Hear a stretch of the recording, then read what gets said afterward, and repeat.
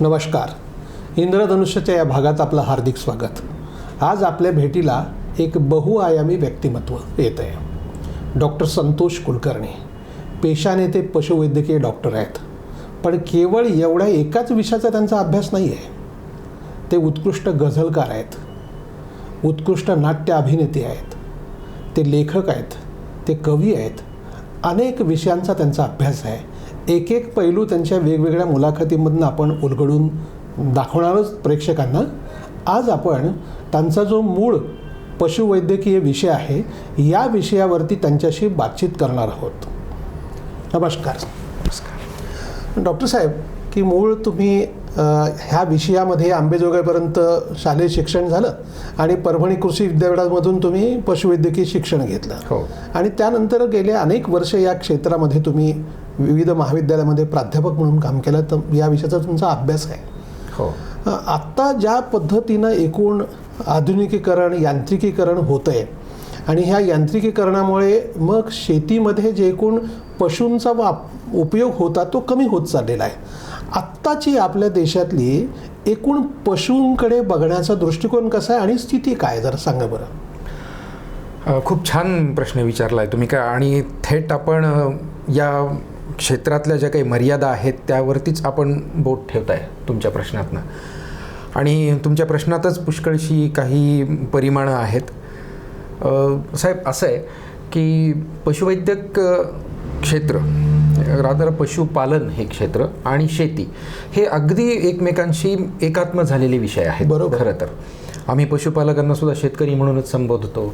आणि त्या दृष्टिकोनातून पाहिलं तर शेतीमध्ये जनावरांचा वापर हा आपल्याकडे आणखीनही खूप मोठ्या प्रमाणावरती चालू आहे.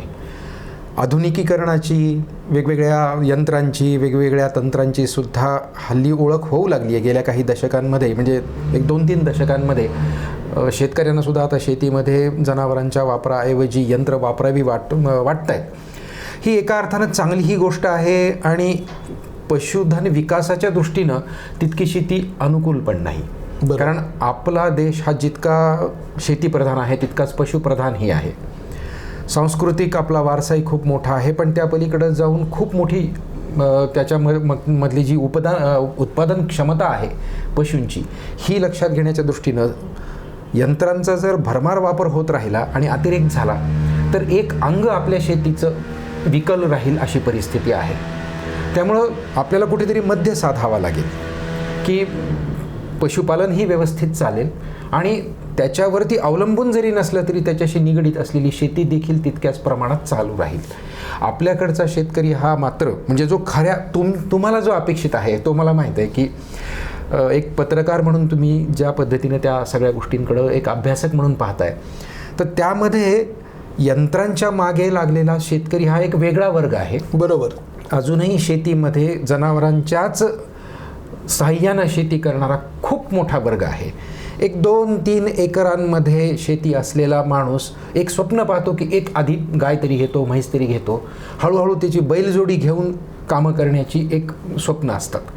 असं आपलं, त्यामुळं यांत्रिकीकरणामुळं काही आपल्यामध्ये काही फार नुकसान होतं असंही नाही, पण कुठेतरी एक आपण बदलाच्या दृष्टीनं याकडं पाहिलं पाहिजे आणि सजगतेने पाहिलं पाहिजे. आपल्याकडे तर तुम्ही जसं सांगितलं हा सगळा बदल होतोय, पण पशुवैद्यक शास्त्रामधली जी एकूण व्यवस्था आहे शिक्षणाची, त्याची काय अवस्था आहे आपली देशाची, महाराष्ट्राची?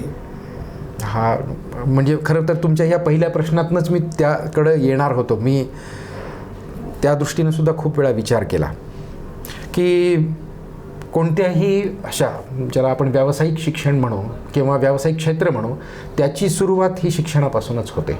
तुम्ही मेडिकल घ्या, इंजिनिअरिंग घ्या, आणखीन काही क्षेत्र घ्या, यामध्ये पशुवैद्यक क्षेत्र हे असं आहे की जिथं खरोखर शिक्षणाची सुद्धा एक दर्जाच्या दृष्टीनं उंची वाढणं आवश्यक आहे.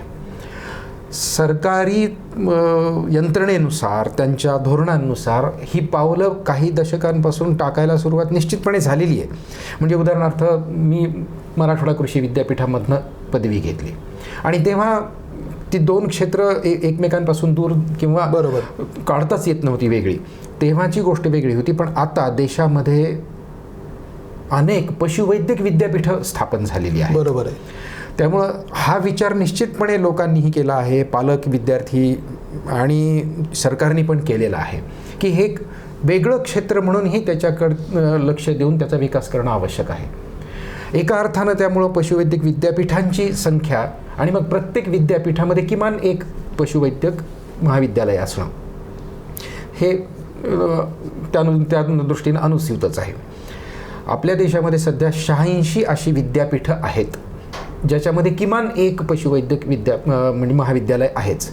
महाराष्ट्रातलं जे महाराष्ट्र पशु व मत्स्य विज्ञान विद्यापीठ आहे ते सर्वात मोठं असं विद्यापीठ आहे की ज्यामध्ये 6 पशुवैद्यक महाविद्यालयच आहेत. अच्छा. याशिवाय अजून मत्स्यविज्ञान महाविद्यालय किंवा दुग्ध तंत्रज्ञान महाविद्यालय आणि 2 मत्स्यविज्ञान महाविद्यालय आणि 2 दुग्ध तंत्रज्ञान महाविद्यालय. आणि या पलीकडे जाऊन या तिन्ही सगळ्या व्यावसायिक शिक्षणाला पूरक अशा काही छोट्या छोट्या अभ्यासक्रमांच्या सुद्धा खाजगी शाळा या विद्यापीठामध्ये आहेत. त्यामुळं कागदावरती आपण पाहायला गेलो तर खूप मोठा विकास पशुवैद्यक शिक्षणाचा सुद्धा होऊ पाहत आहे. पण आता या पण मला माहिती आहे तुम्हाला पणच जास्त अपेक्षित आहे की हा कुठे नेमका आपण पाहिजे तो एक मुद्दा साधू शकतो. तो हा आहे की मुळात या शिक्षणाबद्दल आपल्या समाजामध्ये अजून आस्था निर्माण होणं आवश्यक आहे. चूक नाही, पण एक सत्य आणखीनही आहे. मी खरोखर चूक म्हणत नाही की आणखीनही पालकांना वाटतं, विद्यार्थ्यांना वाटतं की मेडिकल इंजिनिअरिंगमध्येच आपण प्रवेश मिळवावा. चूक नाही, बरोबर. मी परत अधोरेखित करून सांगेन. पण त्यानंतर जे वैफल्य येतं की मला नाही, मग मी काय करतो, मध्ये एक अशी लाट आलेली होती की मेडिकलला नाही लागला, इंजिनिअरिंगला नाही आला तर मी थेट BEdलाच जाईन, DEdलाच जाईन. बरोबर बरोबर. आता वेगवेगळे कोर्सेसही विद्यार्थी घेत आहेत, पण तरीसुद्धा पशुवैद्यक शिक्षणाकडे वळणारा विद्यार्थी वर्ग फार कमी आहे त्या मानानं. बरोबर. मी एक गोष्ट सांगतो साहेब तुम्हाला. अमेरिकेमध्ये तुम्हाला म्हणजे प्रेक्षकांना हे कदाचित नवीन असावं, आपल्यापैकी काही जणांना तरी. आपण ज्या देशाला शेतीप्रधान पशुप्रधान म्हणतो तो देश गेल्या काही वर्षांमध्ये म्हणजे गेल्या काही म्हणजे 4-5 वर्षांमध्येच दुग्धोत्पादनात नंबर 1 वर आहे. अरे वा. फक्त बरं का.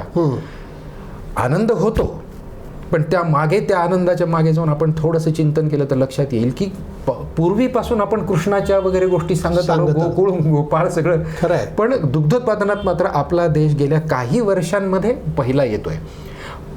त्या पलीकडे जाऊन एक आश्चर्याची गोष्ट अशी की मग दुसरा कोण आहे जो आपल्या आधी नेहमी पहिला यायचा दुग्धोत्पादनामध्ये, तर अमेरिका आहे. वा. आत्ता तुम्ही तो यांत्रिकीकरणाचा औद्योगिकरणाचा विषय काढला म्हणून सांगतो. आपण अमेरिकेला औद्योगिकरणाचा म्हणजे अतिरेक झालेला देश मानतो.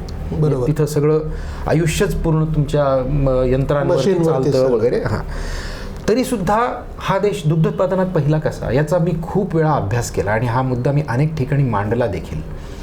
त्याचं कारण असं आहे साहेब की अमेरिकेमध्ये आणि काही पाश्चिमात्य देशांमध्ये सुद्धा सर्वात अगोदर जे प्रवेश होतात ते पशुवैद्यक महाविद्यालयांचे होतात आणि नंतर वैद्यकीय शिक्षण, दंत शिक्षण, इंजिनिअरिंग वगैरे. साहजिकच तो समाज अशा एका अशी एक उत्पादन क्षमता असणाऱ्या क्षेत्राकडं जास्त सजगतेनं पाहतो की ज्याचं तांत्रिक, यांत्रिक आणि परिपूर्ण शिक्षण घेण्यासाठी पिढ्या तयार झाल्या पाहिजेत. आणि म्हणून आपण तिथला पशुवैद्यक म्हणजे पशुपालक पाहतो. तो तुम्ही म्हणता तशी यंत्र वापरून शेती करण्यापेक्षा पशुपालन करतो. ज्यांच्याकडं शेती, आपल्याकडं बैल जनावरं वगैरे भाड्यानं आणतात नांगरण्यासाठी सुद्धा, तिकडं शेती भाड्यानं घेतात आणि पशुपालन व्यवस्था ही त्यांची मूळ व्यवसाय आहे.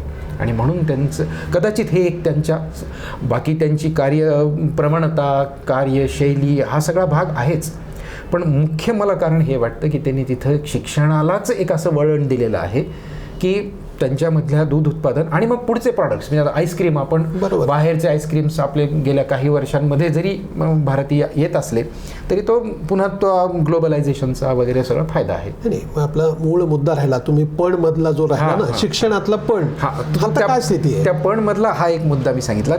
अशा पद्धतीने त्यांनी तो प्राथमिक शिक्षणाचा एक महत्त्वाचा मुद्दा मानलाय. आपण त्याला दुय्यम मानलेला आहे. बरोबर, अगदी बरोबर. तिय्यम मानलेलं आहे. 4-5व्या स्थानी आज आता इथून पुढे पहा पहा की आता 12वीच्या परीक्षा जर आपण कधी थोडासा कानोसा घेतला तर किती विद्यार्थ्यांना मुळात त्यांचं स्वप्नच पशुवैद्यक व्हायचं आहे, पशुवैद्यक शिक्षण घ्यायचं आहे, असा जर आपण एक काही त्याचा गोषवारा काढला तर लक्षात येईल की एक फार ऑप्टिमिस्ट राहून, एक आशावादी राहून मी म्हणेन की 5% विद्यार्थी हो येतील. हो हो खरं आहे. त्याच्या पलीकडे निश्चितपणे नाही, हा सुद्धा मी आकडा ऑप्टिमिस्ट म्हणून सांगतो. अगदी बरोबर. दुसरी गोष्ट अशी की गेल्या काही वर्षांमध्ये हे क्षेत्र मुलींसाठी नाहीच असा एक समज होता. बरोबर. सुदैवानं आता ते होऊ पाहत आहे. पुष्कळ मुली घेत आहेत. मद्रासचं एक वेटरनरी कॉलेज आहे जिथं मी पाहिलं की मुलांपेक्षा मुलींची संख्या तिथं जास्त आहे. अरे वा. आणि हा दृष्टिकोन महाराष्ट्रानं सुद्धा स्वीकारला पाहिजे, पालकांनी स्वीकारला पाहिजे, विद्यार्थ्यांनी स्वीकारला पाहिजे.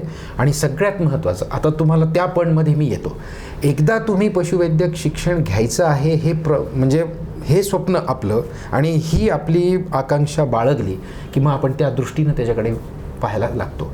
आजची परिस्थिती अशी आहे की अगदी चुकून माकून काही मार्कांनी मेडिकल मिळालंच नाही, पण आता दुसरा ग्रुप घेतलेला नाही, मॅथमॅटिक्स ग्रुप घेतलेलाच नाही आहे. मग चला आपलं नाईलाजानं, म्हणजे दंत शिक्षणही घेता आलेलं नाही, आयुर्वेदिकही लांबलचं काही म्हणून नको, म्हणून मग नाईलाजानं एक फार मोठा वर्ग विद्यार्थ्यांचा पशुवैद्यक शिक्षण घेतो. मी कुणावरही टीका न करता असं सांगेन की या क्षेत्राला, पशुवैद्यक शिक्षणाला मेरिटोरियस विद्यार्थ्यांची गरज आहे. खरं आहे की ज्यांचा मूळ point of concentration of study हाच पशुवैद्यक शिक्षण आहे. मग अशा विद्यार्थ्यांनी जर शिक्षण घ्यायला याकडे सुरुवात केली ना तर त्या शिक्षणाचाही दर्जा वाढेल. आता माझ्या डोक्यात एक दुसरा प्रश्न आला की जे मुलं शिक्षण घेतात, म्हणजे पशुवैद्यकीय विषयामध्ये आहेत, त्यांनी स्वतःचा पशुपालनाचा व्यवसाय करण्याचं प्रमाण किती आहे? हां, मी 1988 साली माझं पदवी शिक्षण पूर्ण झालं साहेब. अच्छा. त्यावेळीची परिस्थिती अशी होती की शासनाचंच पत्र यायचं, कधी जॉईन होता, अच्छा, आम्हाला गरज आहे. आता ती परिस्थिती राहिलेली नाही आहे. बरोबर. आता ह्या सगळ्या पदवीधरांना कुठेतरी नोकरी देता का म्हणून शोधत जावं लागतं. बरोबर. आणि गंमत अशी की महाराष्ट्रामध्ये सर्वात पहिल्यांदा मला आठवतं झिरो बजेट जेव्हा लागलं, होय, ते खरं म्हणजे या क्षेत्राला लागावं की नाही अशी खूप मोठी चर्चा होती, पण ते दुर्दैवानं याही क्षेत्राला लावावं लागलं. आजसुद्धा पशुवैद्यक संघटनांची अशी मागणी आहे की आपल्याकडे एवढं पशुधन आहे, म्हणजे आजही अमेरिका, मी तुम्हाला सांगितलं दुग्धोत्पादनात पहिला आहे, पण पशुपालनात मात्र आजही आपलाच देश पहिल्या क्रमांकावर आहे. हा एक विरोधाभास आहे. पशुधन संख्येनं सगळ्यात जास्त आपलंच आहे. तर 5,000 पशुधनामागे एक पशुधन विकास अधिकारी असणं आवश्यक आहे. तर ते प्रमाण काय आहे आपल्याकडे? ते प्रमाण कमी आहे. ते जवळजवळ 10 ते 12,000 वगैरे अशा काही पॉकेट्समध्ये तर त्याहीपेक्षा जास्त असं आहे. आणि मग या विद्यार्थ्यांना असं वाटतं की आता काय करणार, पण ही एक इष्टापत्ती आहे. बरोबर. आज मी पाहतो आहे की ज्या विद्यार्थ्याला स्वतःहून काही करायचं आहे आणि आपल्या आकांक्षा, आपली स्वप्न पूर्ण करायची आहेत, आपल्या पायावर उभं राहायचं आहे, जिद्द आहे, त्यापैकी एकही पशुवैद्यक विद्यार्थी त्या अर्थानं बेकार नाही. बरोबर. मी वैद्यकीय सुद्धा शिक्षणातले मी अनेक विद्यार्थी पाहतो की ते बेकार आहेत. बरोबर. पण पशुवैद्यक शिक्षणातला एक नाही, हे मात्र मी तुम्हाला अगदी खात्रीनं सांगू इच्छितो. कमी जास्त असेल, म्हणजे पाहिजे तेच पद मिळत नसेल, पण कुणीही बेकार नाही. दुसरी गोष्ट अशी की महाराष्ट्राच्या बाहेर अनेक राज्यांमध्ये आपली मुलं अत्यंत उत्तम अशी सेवा देत आहेत. त्याचंही कारण पुन्हा हेच आहे की आपण सर्वात अगदी पहिल्यांदा पशुवैद्यक विद्यापीठ तयार झालं ते दक्षिणेत तयार झालं, पण आपलं जे महाराष्ट्रात पहिलं पाऊल सरकारने उचललं त्याचाही कदाचित हा परिपाक असू शकतो. पण मुलं खूप छान सेवा इतर राज्यांमध्ये देत आहेत. त्या पलीकडे जाऊन काही विद्यार्थ्यांनी देशाच्या बाहेरसुद्धा ही सेवा देणं तर सुरुवात केलं आहे, पण तिथं त्यांचे फार्म्स आहेत. अच्छा. बाहेर सुद्धा. आणि असं आहे ना की ज्या विद्यार्थ्याला खरोखर काही करायचं आहे त्या विद्यार्थ्याला मात्र या क्षेत्रामध्ये खूप वाव आहे निश्चितपणे. नाही, मला काय म्हणायचं होतं की हे शिक्षण घेऊन पशुपालनाचा व्यवसाय करणारे डॉक्टर असं किती प्रमाण आहे? खूप चांगलं प्रमाण आहे. अच्छा. विशेषतः पहिल्यांदा मुलांनी आधी कुक्कुटपालन क्षेत्राकडे आपला मोहरा वळवला होता, पण आता मी पाहतोय की पुष्कळ पशुवैद्यक पदवीधर हे स्वतःचा डेअरी फार्म सुद्धा काढतायत. इतकंच नाही तर मुंबई पुण्याच्या भागामध्ये पोल्ट्री फार्म शिवाय डेअरी फार्म इवन पिगरीज बरोबर. असं इंटेन्सिव्ह फार्मिंगसुद्धा काही जणांनी सुरुवात केलेली आहे. अर्थात हे कमी प्रमाण आहे, पण ज्यांनी कुणी काढलेलं आहे त्यांची उदाहरणं घेऊन बऱ्याच आता पशुवैद्यक पदवीधरांना असं वाटतं की आपण ते करायला पाहिजे आणि ते करतायत. मी आता बघतोय असं की आपल्याकडे शेळी मेंढी विकास पालन नावाचे एक मंत्री असतात, वर्षानुवर्ष ते मंत्री असतात. खरं म्हणजे ह्या विषयात ज्या गतीनं विकास व्हायला पाहिजे त्यात काही होतंय का? पुष्कळ काही होत आहे, पण ते तुम्हाला जे अभिप्रेत आहे त्या पद्धतीनं होत नाही. होत आहे म्हणजे काय होतं आहे की दुर्बल घटकांना कर्ज देण्याच्या योजना उदाहरणार्थ किंवा अल्पभूधारक अशा निराधार किंवा लोकांना ह्या सगळ्या योजना तिथपर्यंत सीमित राहिलेल्या आहेत. बरोबर. पण शेळी मेंढी पालनाकरता कर्ज दिलं जाणं आणि खऱ्या अर्थानं शेळी मेंढी व्यवसाय होणं याच्यामध्ये खूप फरक आहे. बरोबर. मधल्या काळामध्ये तुम्हालाही माहीत आहे की ज्या लोकांनी शेळी मेंढी पालनासाठी शासनाच्या योजनेमधनं कर्ज घेतलं त्या लोकांनी शेळी मेंढी पालन व्यवसाय केलाच नाही. त्या त्यांनी जे व्यवसाय करतात त्यांनाच पुन्हा विकल्या. बरोबर. दुर्दैव आहे, म्हणजे हे मी थोडंसं स्पष्टपणे सांगतोय कारण सांगणं आवश्यक आहे. बरोबर. पण ह्या पद्धतीने जर समजा थोडंसं धोरण आपण बदलायचं ठरवलं की त्याला त्याच्यासोबत काहीतरी अजून एक आधारभूत अशी जमीनसुद्धा दिली पाहिजे ना. हो हो. की नुसत्या शेळ्या मेंढ्या घ्यायला पैसे देऊन भागणार नाही आहे, तर त्याला त्या राखण्यासाठी थोडीशी जागा दिली पाहिजे. आता हे काय होईल की मग लोक म्हणतात की फार एक मागणी दिली की दुसरी मागणी करतात, पण आपल्याकडची परिस्थितीच तशी आहे. पूरक जर त्याच्याकडे साधनं नसतील तर मग तो शेळ्या मेंढ्या घेऊन करणार काय? त्यांना खाऊ तरी कसं घालणार आहे? मधल्या काळामध्ये एक मंत्री होते, मला नाव आठवत नाही आहे त्यांचं, त्यांनी याच्यावरती थोडासा विचार केला होता आणि काही पूरक असं साधनं देण्याचं सुद्धा एक धोरण आखलं होतं, पण दुर्दैवानं ते सरकार राहिलं नाही आणि मग त्या योजना नाही कार्यान्वित झाल्या. आता एकूण पशुधन विकासासाठीचं आपल्या देशाचं राज्याचं पोटेन्शियल किती आहे आणि प्रत्यक्ष योजना जे सरकार करते नियोजन करते ते कशा दृष्टीने करते हा एक. आणि दुसरं, बरेच जण सांगतात की आपल्याकडे जे देशी वंश होते त्याच्याकडे दुर्लक्ष होते, त्यांच्या विकासामध्ये दुर्लक्ष होत आहे. आधुनिकीकरणाच्या नावाखाली किंवा अधिक दूध मिळावं या नावाखाली आपण संकरीकरण करतो आणि त्याचे दुष्परिणाम आहेत असं पण सांगणारा वर्ग आहे. काय स्थिती आहे? पहिला प्रश्न तुम्ही जो विचारला की आपलं पोटेन्शियल काय आणि सरकारी त्या मागचं धोरण काय आहे, याच्यामध्ये झालं आहे असं की ह्या दोन्ही गोष्टी खरं म्हणजे एकत्र येऊन काम करायला पाहिजेत, पण ते तितक्या दृष्टीनं होत नाही आहे. काही थोड्याशा आशेचा किरण असलेल्या गोष्टी निश्चितपणे घडल्या, जसं एक पशुवैद्यक विद्यापीठ झालं, पण त्या पलीकडे जाऊन की मुख्य म्हणजे सरकारी जे फार्म्स आहेत. एक काळ असा होता की खऱ्या पद्धतीचं जे प्रात्यक्षिक शिक्षण आहे पशुवैद्यक पदवीधरांना सुद्धा शेवटी देण्याचं, ते सरकारीच प्रक्षेत्रांवरती दिलं जायचं. त्याचं कारण असं होतं की त्यांच्या मागे खरोखर फार मोठा एक व्याप होता आणि ते खूप छान चालायचे. पण आता प्रायव्हेट सेक्टरमधले फार्म्स हे गव्हर्नमेंट सेक्टरमधल्या फार्म्सपेक्षा चांगल्या पद्धतीनं चालू आहेत. याच्यावरती सरकारनं थोडंसं जास्त लक्ष देणं आवश्यक आहे. त्याची काही पुष्कळशी कारणं आहेत, म्हणजे तो विषय मग कारणांच्या मागे गेलो आपण तर खूप मोठा विषय होतो. पण एक निश्चित आहे की ह्या सगळ्यांची सूत्री सरकारच्याच हातात आहे. बरोबर. या कारणांचं निराकरण करणं आणि मग त्या दृष्टीनं त्याच्यावरती उपाय काढणं हे नेमकं सरकारच्याच हातात आहे. त्यांना ते सगळे अधिकार आहेत आणि ते करू शकतात. त्यामुळं ह्या सगळ्या सरकारी शासकीय तत्वावरती चालणाऱ्या प्रक्षेत्रांचं सक्षमीकरण करणं हा पहिला खरं म्हणजे धोरणाचा भाग असला पाहिजे. त्यांना स्टाफ देणं, त्यांना सामुग्री देणं, त्यांच्या विविध कल्पक योजनांना सरकारनं पाठिंबा देणं, की एक ठराविक पद्धतीचा एक साचेबद्ध जो कार्यक्रम असतो त्या पलीकडे जाऊन काही कल्पक, काही प्रेरक असे पशुवैद्यक आहेत, त्यांना थोडासा न्याय मिळू दिला पाहिजे, स्वातंत्र्य दिलं पाहिजे. साधा चारा खरेदी प्रकरण असतं. बरोबर. पण त्या सरकारी फार्मवरती इतकं त्या गुंतावळ्यात पडावं लागतं की जनावरांना चारा जो नियमितपणे देता आला पाहिजे, अनेक वेळा देता आला पाहिजे, ही गरज भागवण्यासाठी सुद्धा त्या प्रक्षेत्राच्या अधीक्षकांना फार लटपटी कराव्या लागतात. याच्यामध्ये कुठेतरी सुलभीकरण आवश्यक आहे. सक्षमीकरण करणं आवश्यक आहे, सुलभीकरण करणं आवश्यक आहे. आणि या सगळ्यांच्या मागे सगळ्यात महत्त्वाचं म्हणजे हे सगळं केल्यानंतर पुन्हा या सगळ्या गोष्टींचा काटेकोर आढावा घेणं आवश्यक आहे. बरोबर. की योजना आली, पैसा दिला सगळ्याच बाबतीमध्ये, पुढं काय झालं याचा अदमास किंवा याचा पुढचा जो भाग असतो अहवालाचा तो थोडासा आणखीन काटेकोर झाला पाहिजे. तर मग ह्या लोकांना ज्या सवलती मिळाल्या त्या सवलतींचं चीज झालंय की नाही हे आपल्याला निश्चितपणे assessment म्हणून लक्षात येईल. आपला तो दुसरा प्रश्न.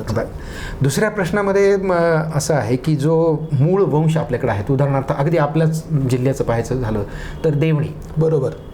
आता हे जे वंश आहेत ना की ज्याच्यामध्ये संकरीकरण करणे वगैरे हा जो प्रकार चालू आहे, मुळात एक तुम्हाला सगळ्यांच्याच माहितीसाठी सांगतो की देवणीवर आपण प्रेम करतो, पण देवणी हा एक मिश्र असा गोवंश आहे. बरोबर. जो की दूध उत्पादन करण्यापेक्षा जास्तीत जास्त शेतीच्या कामासाठी वापरला जायचा. बरोबर. दरम्यानच्या काळामध्ये या वंशामध्ये सुद्धा थोडासा विकास होत गेला. तो कदाचित थोड्याशा संकरामुळेच झाला असेल की दूध उत्पादन सुद्धा आपण या वंशाकडून घेऊ शकतो, पण मुळात देवणी हा दूध उत्पादक प्रजाती ही नाही आहे. त्यामुळं संकरीकरण हा काही वाईट विषय नाही, पण संकरीकरणाचाही पुन्हा अतिरेक होणं हे पण चुकीचं आहे. त्याचं कारण असं आहे की संकरीकरण करून निर्माण झालेल्या प्रजाती ह्या आपल्याकडच्या हवामानामध्ये वातावरणामध्ये ती पाहिजे तितका प्रतिसाद देऊ शकत नाहीत. आणि मग होतं असं की त्याच्या मागे खर्च तर होतो आणि होत काहीच नाही, मग नैराश्याकडे येतात लोक. आणि हे म्हणून मग हे वंशही सांभाळले गेले पाहिजेत.